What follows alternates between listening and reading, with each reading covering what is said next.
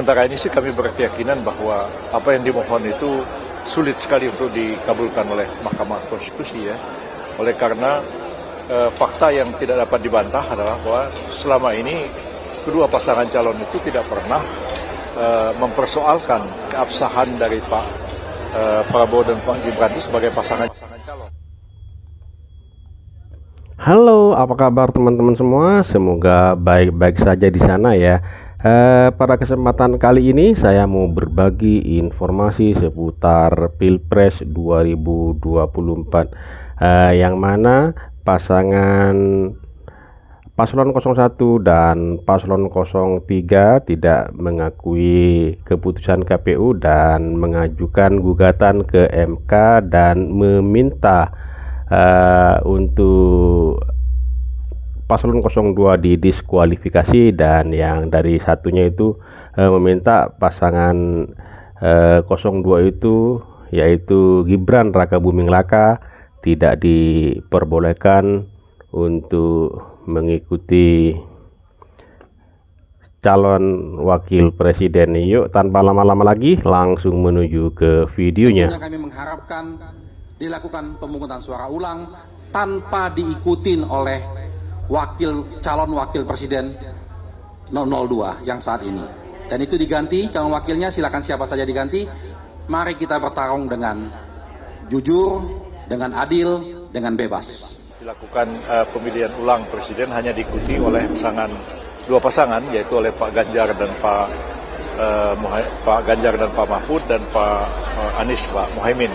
Sementara Pak Prabowo dan Pak Gibrannya tidak boleh ikut. Yang kedua, menghendaki supaya Pak Gibrannya aja yang didiskualifikasi, tapi Pak Prabowo-nya dipersilahkan untuk mencari pasangan baru. Lalu kemudian diadakan pilpres ulang 3 pasangan calon seperti yang telah terjadi belum lama ini. Ya, mau mohon boleh-boleh aja, dan kami juga tentu akan memberikan satu jawaban, tanggapan atas permohonan ini, dan saya kira Mahkamah Konstitusi juga akan menilai argumentasi permohonan, bukti-bukti yang disampaikan, apakah akan mengabulkan atau menolak permohonan dari kedua pemohon ini. Kalau dari 02 sendiri, apakah tetap optimis begitu bahwa nanti MK tidak akan meloloskan ataupun tidak akan saat sidang? Ya, tentu MK kan harus menimbang-nimbang semua fakta, semua argumen yang diungkapkan di persidangan Mahkamah Konstitusi, baik itu yang dikemukakan oleh kedua pemohon, para saksi dan ahli, para pihak yang memberikan keterangan, maupun juga dari pihak terkait yang berkepentingan langsung dalam perkara ini. Dan sementara ini sih kami berkeyakinan bahwa apa yang dimohon itu sulit sekali untuk dikabulkan oleh Mahkamah Konstitusi ya. Jadi itu ya teman-teman, tanggapan dari Yusril Ihza Mahendra, yang mana pernyataannya kuasa hukum dari Paslon 01 itu meminta untuk Gibran Raka Buming Raka untuk didiskualifikasi, tidak diperbolehkan untuk mengikuti pilpres atau tidak boleh jadi calon wakil presiden, dan dari satunya itu diminta dari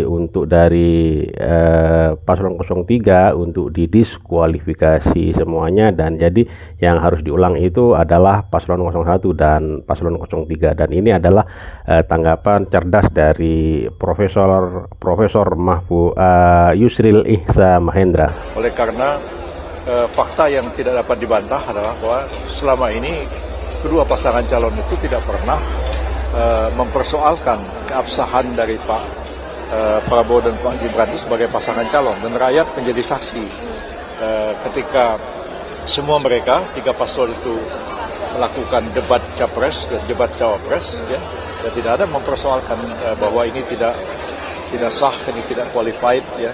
Tapi sesudah kalah lalu kemudian minta dikualifikasi. Jadi orang melihat ini sebagai satu sikap yang inkonsisten.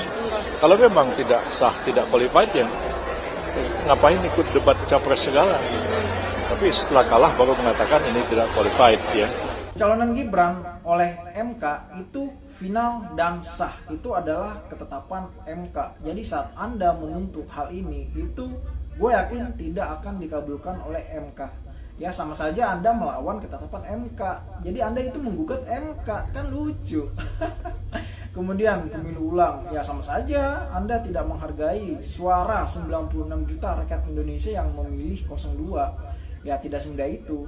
Hakim MK pun itu akan mempertimbangkan, tidak mungkin mengorbankan suara 96 juta demi suara 40 juta, apalagi yang 21 juta. Tidak semudah itu. Dan lagian kalian tuh harusnya paham bahwa di Undang-Undang Pemilu nomor 7 tahun 2017 pasal 475 ayat 2 itu menyatakan bahwa sengketa di MK adalah sengketa hasil, bukan proses. Apabila masih mempermasalahkan proses, sama saja itu sudah telat. Ya, lah, Pak Prabowo dan Gibran kan sudah mengikuti konsultasi sampai ada hasil nih, dan kalian mempermasalahkan dan menginginkan diskualifikasi. Kenapa tidak sejak awal? Dan lagian sengketa proses itu kan ranahnya ada di Bawaslu sesuai dengan Undang-Undang Pemilu begitu. Dan gue yakin banget nih bahwa kalian tim 01 dan 03 ya itu kalah di MK. Ya kita lihat saja nanti ya. Dan gue yakin semua tuntutan kalian mengenai pemilu ulang, diskualifikasi Mas Gibran dan lain itu tidak akan dikabulkan, ya. Dan kita juga harus melihat bahwa selisih suara dari 02 ke 01 saja itu sangat jauh, sekitar 50 juta suara, di mana di MK itu hanya terhadap hasil pemilu. Anda harus membuktikan ya 50 juta suara itu adalah kecurangan, dan itu sepertinya tidak mungkin bisa Anda buktikan. Ya, kemudian dan itu juga jika terjadi kecurangan. Dan gue sendiri nih sebagai rakyat biasa yang mengikuti perkembangan pemilu ini itu merasa kalau perhitungan manual yang dilakukan oleh KPU itu sudah sangat jujur dan seadil-adilnya. Mengapa? Sejak dari perhitungan di TPS naik ke tingkat kecamatan, kemudian kota kabupaten, kemudian provinsi dan nasional, itu kan dihadiri oleh semua pihak dan dilakukan secara terbuka dan dia siarkan secara online.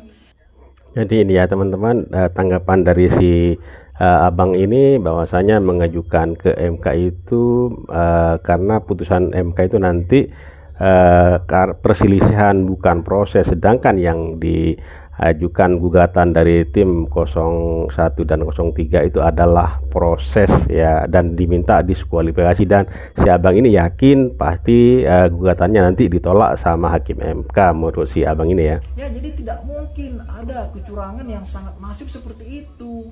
Ya, berdasarkan ini gue yakin bahwa apa yang menjadi tuntutan kalian itu tidak akan dikabulkan. Dan gue sangat yakin bahwa Pak Prabowo Gibran itu akan disahkan sebagai presiden terpilih. Oke, kita lihat saja nanti. Air galon kalau kosong diisi ulang. Token listrik habis diisi ulang. Pemilu kalah ikut-ikutan kepingin diulang. Kalau isinya masih kalah juga mau isi ulang terus-terusan begitu. Apalagi pemilu diulang tapi tanpa Mas Gibran dilarang ikutan. Gimana kalau diulangnya tanpa Pak Anies? Soalnya orangnya ribet, ngayal terus, repotin masyarakat. Pemilu diulang. Jadi dia teman dari netizen itu isi galon diisi ulang, isi token habis diisi ulang. Masa pemilu mau ikut-ikutan minta diulang katanya. Nanti kalau seandainya kalah lagi, apakah mau minta diulang lagi gitu ya? Bolehlah diulang, tapi tanpa Mas Anies, karena Mas Anies ribet kata si mbak-mbak tadi itu ya, teman-teman. Gibran, sebenarnya Anies ini sedang menutupi rasa malu. Wow. Dan menunjukkan rasa ketakutannya. Pak Anies, tolong deh Pak, jangan jadi provokator, jangan membuat kacau balau di negeri ini. Indonesia ini udah damai Pak, jangan jadi kompor Pak, membentur-benturkan rakyat untuk perang sesama anak bangsa. Tolong Pak Anies. Pak Anies memang bukan ya, Pak Anies tuh nggak ada setetes darah pun mengalir sebagai anak Indonesia, sebagai rakyat Indonesia. Dari kakek nenek leluhur Pak Anies, kakek moyang Pak Anies memang gak ada mengalir darah Indonesia. Makanya Bapak bisa sekejam ini. Jangan Pak, Bapak jangan jadi provokator di negeri ini. Indonesia ini udah damai. Dari Sabang sampai Merauke, semua anak bangsa ini, semua leluhurnya sebagai seorang pejuang. Tidak ada sejarah pun satu pun di keluarga Bapak yang sebagai pejuang bangsa Indonesia. Bapak orang mana? Bapak bukan orang pribumi. Maka hati Bapak setengah memperjuangkan bangsa Indonesia ini dengan narasi-narasi kebencian, 4 kisruh negeri ini, kacau balau. Bapak seorang yang egois, maunya menang sendiri, sudah kalah tapi nggak mau kalah, maunya selalu menang. Pak Anies tolong ya Pak, tolong Bapak jangan memprovokasi, jangan menjadi kompor di negeri ini. Tampan dan manis wajah Bapak, Bapak adalah manusia yang berbentuk musang berbulu domba, manis di bibir tapi hatinya busuk. Kalau Bapak seorang anak bangsa yang sejati, patriot yang sejati, akhlaknya nggak mungkin seperti ini, kelakuannya nggak mungkin seliar ini. Bapak nggak ubahnya seperti benalu. Tolong deh Pak, bikin negeri ini damai dan tentram. Jangan dikacau balaukan, membentur-benturkan rakyat yang di bawah untuk menarasi-narasi kebencian, mencaci, memfitnah, memaki, menghujat. Kelakuan Bapak tuh nggak ubahnya seperti kriminal. Di mana rasa kemanusiaan Bapak? Bapak manusia yang bukan berhati manusia. Tolong Pak Anies, tolong jangan memperkacau negeri ini, jangan memperkisruh negeri ini. Negeri ini udah damai dari Sabang sampai Merauke, semua berdarah seorang pejuang, tidak seperti Bapak.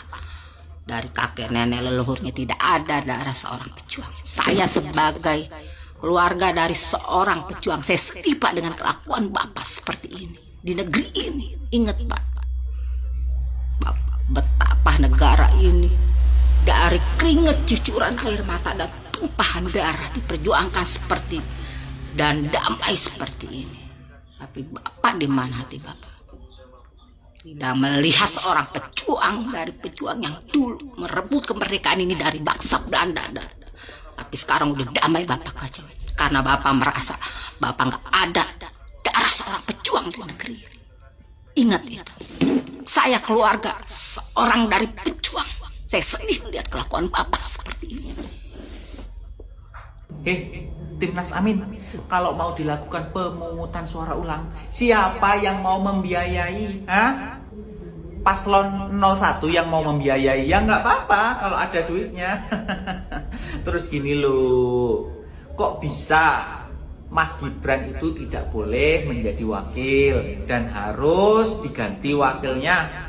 Ada masalah. Katanya pemilu ini harus bebas, jujur, dan adil. Kalau Mas Gibran diganti berarti tidak bebas dong, berarti tidak jujur, berarti tidak adil dong.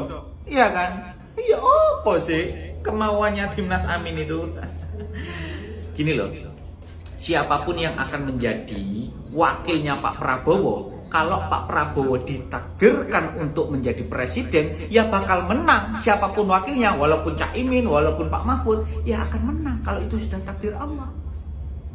Kalau memang Pak Anies itu tidak ditakdirkan menjadi presiden, walaupun Pak Anies gandeng Mas Gibran, ya tidak akan menang. Semua itu karena kehendak rakyat dan kehendak Allah. Gitu loh Timnas Amin. Tahu nggak? Yang masalah itu sebenarnya bukan pemilu yang tidak jujur, pemilu yang tidak bebas, atau pemilu yang tidak adil. Yang bermasalah itu diri kalian semua, hatinya bermasalah. Bermasalah apa? Tidak mau menerima kekalahan, tidak mau legowo hatinya. Ini mumpung bulan puasa, ayo legowo, terima kalau kalah. Ya, mengakui kekalahan dan mengakui pemenang pemilihan presiden ini. Pemenangnya adalah Prabowo Gibran, ya. Salam sama Pak Anies dan Cak Imin, ayo terima kekalahan dan mengakui Bapak Prabowo dan Mas Gibran sebagai pemenang.